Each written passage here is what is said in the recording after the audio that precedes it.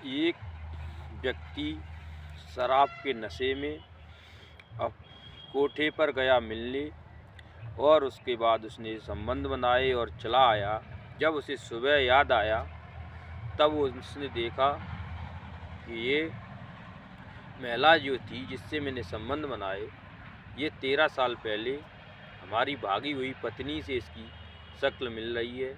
फिर जो हुआ उसे सुन आपके पैरों तले ज़मीन खिसक जाएगी। जी हाँ दोस्तों, हमारे वीडियो को अंत तक ज़रूर देखें, आगे कहानी इंटरेस्टिंग होने वाली है।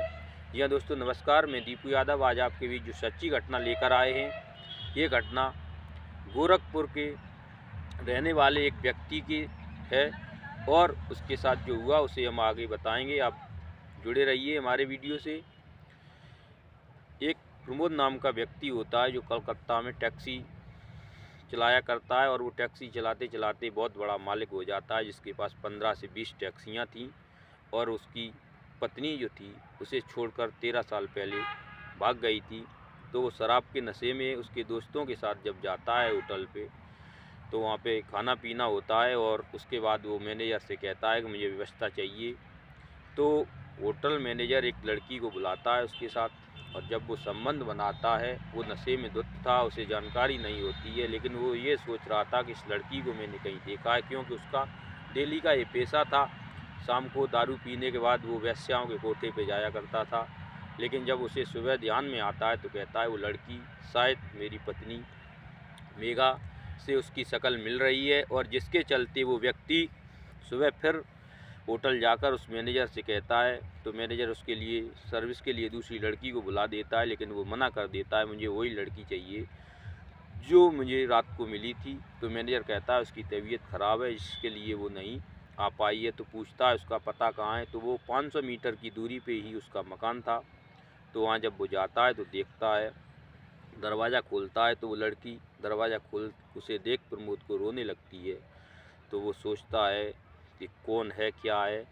फिर उससे पूछता है कि शायद तुम्हारा नाम मेघा है। तो वो कहती है हाँ, क्योंकि उसने नहीं पहचान पाया था रात को, लेकिन उस लड़की ने पहचान लिया था कि ये मेरा वही पति है जिसे मैं 13 साल पहले छोड़ आई थी।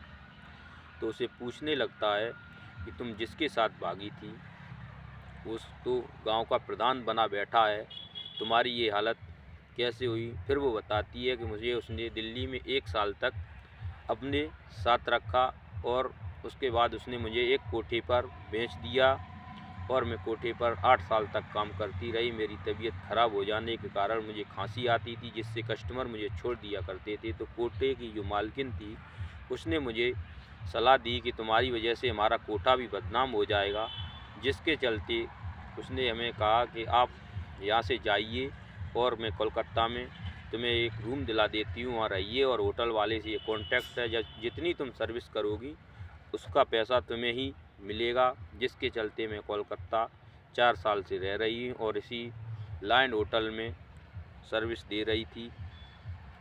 तो वो कहता है कि ये क्यों हुआ, लेकिन दोस्तों मैं आगे बताना भूल गया कि ये प्रमोद गोरखपुर के एक गांव का रहने वाला था और ये पति पत्नी की आज के 13 साल पहले शादी हुई थी और वो दोनों सही सलामत रह रहे थे। एक दिन घर में आग लग गई थी, जिसके चलते आग लग जाने के कारण वो पत्नी को लेकर अपने मायके छोड़ आया और ससुराल में रहा। ससुराल वालों ने बहुत मदद की और जिसके चलते 8 माह के बाद वो जब उसने मकान बनाया लेने गया, तब तक पता चला कि उसकी पत्नी किसी दूसरे के साथ भाग चुकी है। और जब वो भाग गई तो वो खोजने में नहीं रहा और उसने जाकर शर्म की वजह से जाकर कोलकाता में टैक्सी चलाने लगा, और टैक्सी चलाते चलाते उसने इतनी टैक्सियाँ इकट्ठी की कि उसने एक दिन सेकंड हैंड ली, फिर नई ली, और उसके पास 10 से 15 टैक्सी हो गई थी और वो मालिक था लेकिन उसके पास कुछ नहीं था। फिर वो दो मेघा मिल जाने के बाद वो दोनों साथ में रहने लगे